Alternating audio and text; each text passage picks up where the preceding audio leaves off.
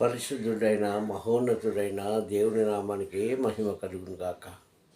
మన ప్రభు అయిన క్రీస్తు నామంలో మీ అందరికీ కూడా ఉదయకాల సమయంలో శుభోదయం, వందనాలు.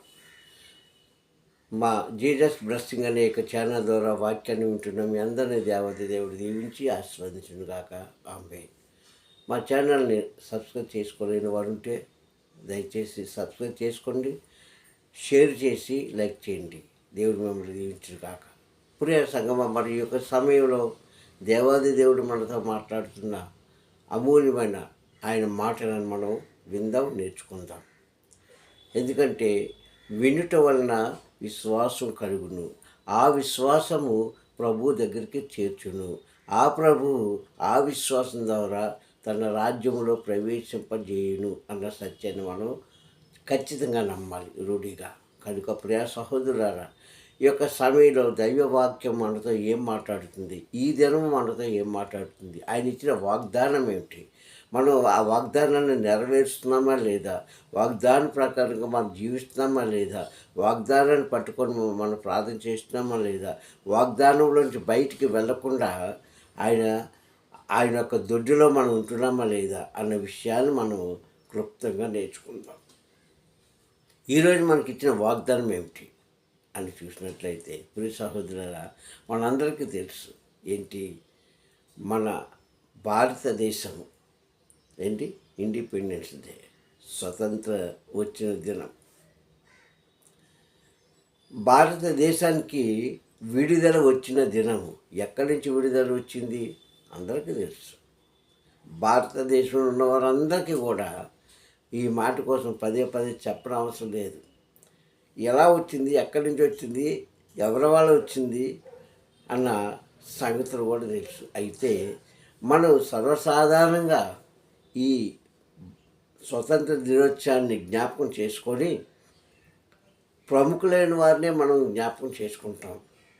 అంటే ఎవరు? గాంధీ గారు, నెహ్రూ గారు, అల్లూరి సీతారామరాజు, అలాగే భగత్ సింగ్, కొంతమంది దేశభక్తులను మాత్రమే మనం జ్ఞాపకం చేసుకుంటాం.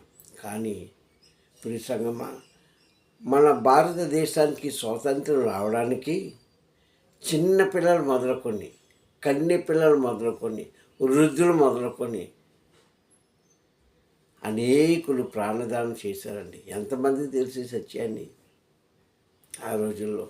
ఎందుకంటే బ్రిటిష్ వారు మన భారతదేశం మీదకి దండెత్తి వచ్చినప్పుడు వారు తారతమ్యం లేకుండా, చిన్న పెద్ద లేకుండా రక్తాన్ని చిందించి ఏరులోనే పాలు చేశారు ఈ భారతదేశంలో. అంటే ఇంతమంది త్యాగం చేస్తేనే కానీ మనకి ఆ వారి యొక్క చేతిలోంచి విడుదల రాలేదు. ఇలా చెప్పుకుంటూ పోతే ఎన్నో మాటలు ఉన్నాయి. కానీ గాంధీ గారిని మనం ఎందుకు జ్ఞాపకం చేసుకుంటాము మహాత్ముడని అంటే, ఆయన యుద్ధము చేయకుండా, కత్తి పట్టకుండా, కర్ర పట్టకుండా, ఆయుధము పట్టకుండా యుద్ధం చేశాడు. అదే శాంతి సమాధానం. ఎక్కడి నుంచి వచ్చింది శాంతి సమాధానం? ఎవరిచ్చడానికి, ఎవరు చెప్పారు ఈ యొక్క సూత్రము అని చూస్తే ఖచ్చితంగా మనం అనేక విషయాలు గ్రహించవలసిన అవసరం ఎంతైనా ఉంది. తెలుసుకోండి ఓ క్రైస్తవులారా. చాలామందికి తెలుసు, కానీ ఇంకా చాలామందికి తెలియలేని విషయాలు ఇక్కడ నేర్చుకుందాం. ఎలా వచ్చింది అంత శాంతి సమాధానం అంటే ఇప్పుడు బైబిల్లోకి వెళ్దాం. దేవుని స్తోత్రం, హల్లెలూయా. ఎందుకంటే గాంధీ గారు, మనం అంటాం కదా, గాంధీ తాత, గాంధీ మహాత్ముడు, పితాజీ అని పిలుస్తూ ఉంటాం కదా. ఆయన ఏం చేశాడు అంటే, జైల్లో ఉండేటప్పుడు ఈ పరిశుద్ధ గ్రంథాన్ని చదివాడు. ఆ పరిశుద్ధ గ్రంథంలో కొన్ని మాటలను తీసుకొని బాణంలాగా సంధించాడు భారతదేశం మీద. క్షమించాలి, భారతదేశం మీద కాదు, బ్రిటిష్ వారి మీద సంధించాడు, అంటే ప్రయోగించాడు. అది వారికి తగిలి వారు ఏమయ్యారు? ఓడిపోయారు. ఏంటది? శాంతి సమాధానం. ఉప్పు సత్యాగ్రహం మనకు తెలుసు కదా. ఎక్కడి నుంచి వచ్చింది, ఎవరు నేర్పారు ఆయనకంటే? బైబిలే. బైబిలే. ఆయన సరసాలు ఉండేటప్పుడు బైబిల్ చదివాడు. అందులో ఏంటి సత్యం అని తెలుసుకున్నాడు. తెలుసుకొని ఒకే మాట ఆయన విడిచిపెట్టాడు. ఏంటి? శాంతి. శాంతి. క్రీస్తు చెప్పింది కూడా అదే. తెలుసుకోలేని వారు అనేకులు మూర్ఖుల వల్ల ఈరోజు మాట్లాడుతున్నారు. బైబిల్ని ఏదేదో పేర్లు పెట్టి బైబిల్ని కాల్చేసి చింపేసి ఏదేదో చేసేసి బైబిల్ భూత పుస్తకం అని బైబిల్ ఏదేదో అని పేర్లు పెడుతున్నారు మూర్ఖులు. ఎలాంటి వాటిని మార్చగలిగే శక్తి మన యేసయ్య కొద్ది దేవుని స్తోత్రం. హల్లెలూయా. మన దేవుడికి ఉందండి. జీవం కలిగిన దేవుడికి ఉంది. ఎలాంటి వారినైనా మార్చగలిగిన శక్తి. మార్చాడు, చదివాడు. అందులో నేర్చుకున్నది ఏంటో తెలుసా? ఈ చెంప మీద కొడితే చెంప ఇవ్వు నువ్వు. శాంతి ప్రయోగించాడు. వెంటనే ఆ బ్రిటిష్ వారంతా కూడా ఏమయ్యారు?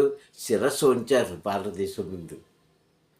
కనుక ఆయన మహాత్ముడు అయ్యాడు. కానీ వెనకాల ఎంతోమంది ప్రియ సంగమా, ఎంతోమంది ఇంచుమించుగా మన భారతదేశాన్ని 200 సంవత్సరాలు పట్టుకొని పీడించిన వారిని ఒకే ఒక మాట, శాంతి సమాధానంతో నా శాంతిని మీకు అనుగ్రహిస్తున్నాను అని చెప్పాడు కదా క్రీస్తు. ఆ శాంతితోనే ఈరోజు మనము స్వతంత్రాన్ని సంపాదించుకున్నాము. అయితే ఈ స్వతంత్రాన్ని మనం ఎలా వినియోగించుకుంటున్నాము? ఇప్పుడు చూద్దాం వాక్యం. చూద్దామా? ఖచ్చితంగా చూడాలి. అంత కష్టపడి ఇచ్చిన గాంధీ గారు, నెహ్రూ గారు, మహాత్ములందరూ కూడా మనకు కష్టపడి ఇచ్చిన ఈ యొక్క స్వతంత్రాన్ని మనం ఎలా వినియోగించుకుంటున్నాము? అప్పుడు వారు ఎలా వినియోగించుకుంటున్నారు? వారు దేశాల కోసం వినియోగించుకున్నారండి. ఇప్పుడు మన స్వార్థం కోసం వినియోగించుకుంటున్నాం. దేవుని స్తోత్రం. హల్లెలూయా. ప్రతి మనిషి కూడా స్వార్థం కోసమే వినియోగించుకుంటున్నారు. అయితే బైబిల్ ఏం చెప్పింది తెలుసా ప్రియ సంగమా? అపొస్తలుడైన పౌలు గారు గలతీయులకు రాసిన పత్రిక 5వ అధ్యాయంలో మొదటి వచనం చూద్దాం. మనం ఇప్పుడు వాక్యం చూడాలి కదా, తప్పదు. అపొస్తలుడైన పౌలు గారు గలతీ సంఘానికి రాసిన 5వ అధ్యాయంలో మొదటి మాట అంటాడు, ఈ స్వాతంత్ర్యము. ఏ స్వాతంత్రం అది? ఒక దేశానికి ఇచ్చే స్వాతంత్రం కాదు, ఒక రాష్ట్రానికి ఇచ్చే స్వాతంత్రం కాదు, లేదంటే ఒక పల్లె పట్టణాలకి ఇచ్చే స్వాతంత్రం కాదు. ఏ స్వాతంత్రం అది? ఈ స్వాతంత్రము ప్రభు మనకు అనుగ్రహించి ఏం చేశాడు? ఇష్టానుసారంగా జీవించమన్నాడా? కాదండి. ఈ స్వతంత్రం మనకు అనుగ్రహించి ప్రభు ఏం చేశాడో తెలుసా? మీరు స్థిరముగా ఉండి మరల దాస్యమనే కాడి కిందకు చేరుకోవద్దని చెప్పాడు. ఏం చెప్పాడండి? ఈ స్వతంత్రం. ఏ స్వతంత్రం? ఆనాడు ఐగుప్తు దేశంలో మన పూర్వీకులను ఇశ్రాయేలు ప్రజలకు ఇచ్చిన స్వాతంత్రము ప్రతి క్రైస్తవుడికి ఇచ్చాడు. జాగ్రత్త.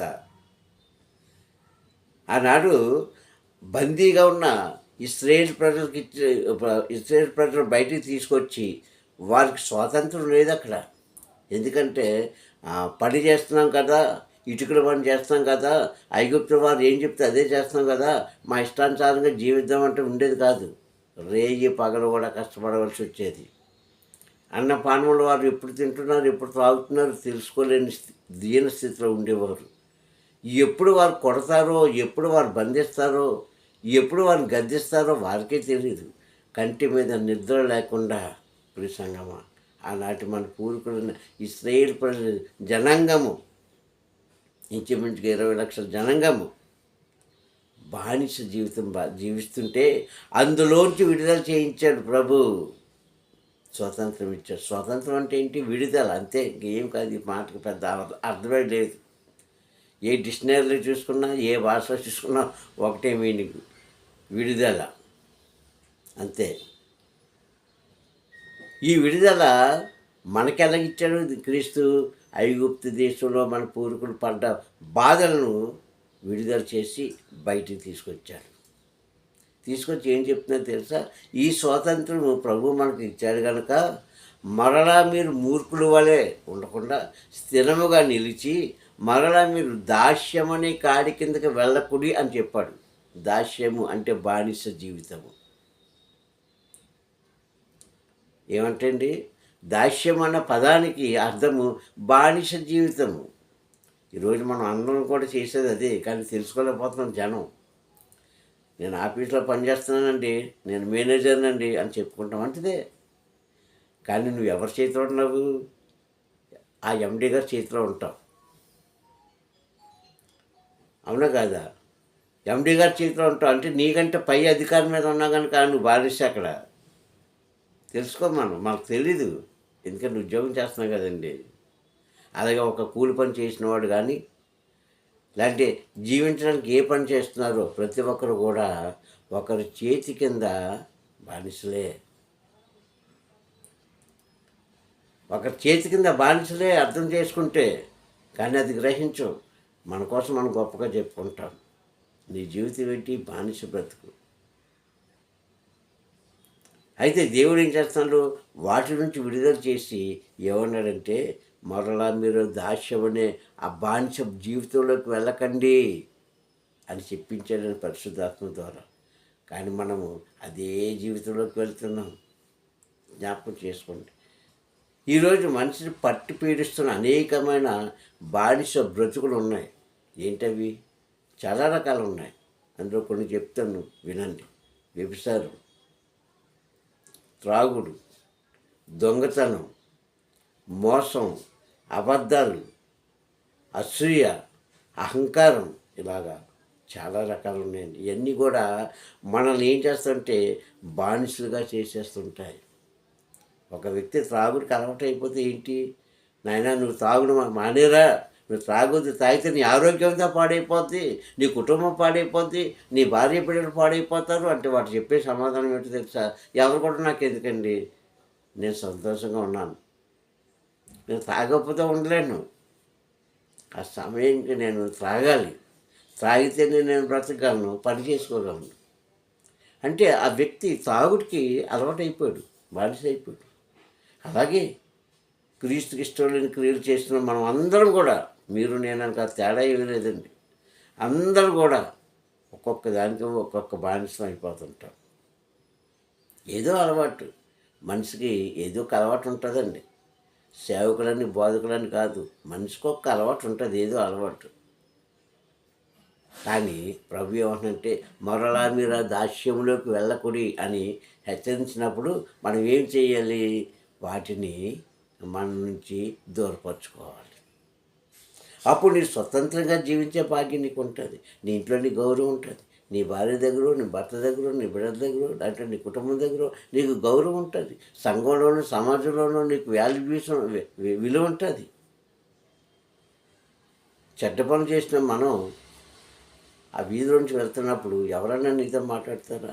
అదే నువ్వు మానుకొని వినయ విధేయతలు ఉంటే నువ్వు కనిపించగానే రెండు చేతులు ఎత్తి ఇలాగా వందనాలయ్యా, వందనాలమ్మ అంటారు. ఎందుకు? నీలో మార్పు వారు చూశారు కనుక. అంటే నువ్వు బానిస జీవితంలోకి ఆ బానిస కాడి కింద ఆ చెడు జీవితంలోంచి నీవు విడుదల పొందావు కనుక. ఈ సంఘం అందుకే ప్రభు చెప్తున్నాడు, ప్రభు చెప్పాడండి ఎప్పుడో 2000 సంవత్సరాల క్రితమే చెప్పిన మాటలు ఏంటంటే, నీవు మరలా ఆ బానిస జీవితంలోకి వెళ్ళొద్దు. కానీ మన ఇశ్రాయేలు ప్రజలు ఏం చేశారు? అదే బానిస జీవితంలోకి వెళ్ళారు. జ్ఞాపకం ఉందా? మోషే కొండ మీదకి ఎక్కాడు. ఎందుకు? ప్రభు పిలుపు మేరకు. వారికి ఏదో మంచి చేయాలండి, వారిని ఏదో ఉద్ధరించాలండి. ఆయన 40 దినాలు కూడా ఆయనతో మాట్లాడుతూ, ఆయన పెట్టిన పరీక్షకు శిరస్సు వంచి అక్కడ ఉండి ఆజ్ఞాన పలకలు తీసుకొస్తే, మమ్మల్ని పరిపాలించే మోషే ఇంక లేడు, ఇంకా మా ఇష్టం వచ్చినట్టుగా ఉండొచ్చు అని వారు స్వతంత్రం అయిపోయారు. ఎక్కడ స్వతంత్రం అయిపోయారు? చెడుతనానికి స్వతంత్రం అయిపోయారు. అంతే. బొమ్మ చేసుకున్నారు, పూజించారు. చివరికి వారి గత ఏమైందో మనకు తెలుసుకునే సంగమా. అందుకే ప్రభు నొక్కి ఒక్కాడిస్తున్నాడు, అక్కడ నేర్చుకోమంటున్నాడు. నీకు నేను బానిస జీవితం ఇవ్వలేదు, నీవు దాస్యంగా జీవించాలని నేను పిలవబడలేదు. ఇదిగో నేను నిన్ను విడుదల చేస్తున్నాను, జ్ఞాపకం చేసుకో. నీవు మరలా ఆ చెడు జీవితంలోకి వెళ్ళొద్దు అని ఖచ్చితంగా బోధిస్తే ఎవరు వింటారండి మాట? ఎవరు విన్నారండి? ఈరోజు ఎవరు వింటున్నారు? ఓ క్రైస్తవులారా, ఇతరుల మాట ఎలాగున్నా మనకు మనం గుండెల మీద చేసుకొని చెప్పుకోవాలి. అవును, ప్రభు చెప్పినట్టుగా నేను ఉన్నాను అన్నవారు ఎంతమంది ఉన్నారు? ఏదో ఒక అలవాటు. కానీ క్రీస్తుకి ఇష్టం లేని అలవాట్లు మనలో ఉంటే నిన్ను పరలోక రాజ్యంలోకి వెళ్ళడానికి ఆయన అధికారంగా ఉండదు. జాగ్రత్త. నువ్వు నిజంగా పరలోక రాజ్యం వెళ్ళాలంటే, నువ్వు నిజంగా క్రీస్తు కుమార్తె అనిపించుకోవాలంటే ఎప్పటికైనా సరే ఆ దాస్యం బ్రతుకు, బానిస బ్రతుకులోంచి బయటపడు. అప్పుడెప్పుడో తెల్లవారు అందరూ కూడా మనల్ని తరిగినప్పుడు, తెల్లోళ్ళందరూ మనకు తరిగినప్పుడు, మన వాళ్ళందరూ కూడా ఎంతమంది చనిపోయినా, ఎన్ని ఇబ్బందులు పడినా, ఎన్ని కష్టాలు పడినా, ఏదో ఒక వ్యక్తి ద్వారా మనకి ఈ జీవితాన్ని ఇచ్చాడు.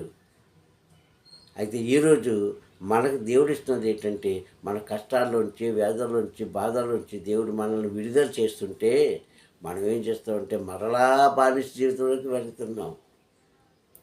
కానీ బైబిల్ చెప్తుంది, ప్రభు మాట్లాడుతున్నారు ఈ ఉదయకాల సమయంలో, ఓ సహోదరుడా, ఇప్పటికన్నా నీలో ప్రభువుకి ఇష్టం లేని అలవాట్లు ఏమైనా ఉంటే దయచేసి మానుకోండి. మీకు నేను 2 చేతులు పెట్టి వందనాలు తెలుపుకుంటున్నాను. దయచేసి విడిచిపెట్టుకోండి. ప్రభు యొక్క ఆశ్చర్య కార్యాలు పొందుకోండి. అందుకే ఇక్కడ అంటున్నాడు, ఏమంటున్నాడంటే, బానిస జీవితంలోకి మీరు వెళ్ళకండి, మిమ్మల్ని నేను ఎప్పుడో విడుదల చేసి మీకు స్వతంత్రాన్ని ఇచ్చాను. ఆ స్వతంత్రాన్ని మీరు మృతి చెందే వరకు వినియోగించుకొని మీరు నా మాట విని మీరు నా రాజ్యంలో ప్రవేశించడానికి అర్హత సంపాదించుకోమని ప్రభు చెప్తున్నాడు. బాప్తీసం తీసుకున్న వెంటనే వెళ్ళిపో పరలోక రాజ్యం, విశ్వసిస్తే వెళ్ళిపోవు, వాక్యం చదివితే వెళ్ళిపోవు, వాక్యం బోధిస్తే వెళ్ళిపోవు. అన్నిటికంటే మనలో ఉన్న ఆలోచనలను తీసేసుకుంటే ఖచ్చితంగా ఆ తండ్రి మనల్ని అంగీకరించి, మన ప్రార్థన ఆలకించి, అంగీకరించి తన రాజ్యంలో మనల్ని ప్రవేశింపజేస్తాడు. అంతేగాని మూర్ఖుల వల్ల మన పూర్వీకులు చేసిన తప్పులు మళ్ళా మనం చేయకుండా ఉండడానికే ఈయన అంటున్నాడు, ఈ స్వాతంత్రము ప్రభువు దయ వల్ల మనకు అనుగ్రహించబడింది. ఓ క్రైస్తవులారా, మీరు జ్ఞాపకం చేసుకోండి. ఎప్పటికైనా సరే బానిస జీవితంలోంచి బయటపడతాం, అబద్ధాల జీవితంలోంచి బయటపడతాం, మోసకరమైన జీవితంలోంచి బయటపడతాం, త్రాగుడనే జీవితంలోంచి బయటపడతాం. ఇలాగా ఈ విత్తనాలు ఉన్న వాళ్ళందరూ కూడా ఈ వాక్యం ద్వారా శుద్ధులవుతారని నేను నమ్ముచు ఈ వాక్యాన్ని మీకు అందరికీ కూడా వినిపింపజేస్తున్నాను. ప్రార్థన చేసుకుందాం. ప్రేమ స్వరూపే దయగలనైనా నీకు వందనములు.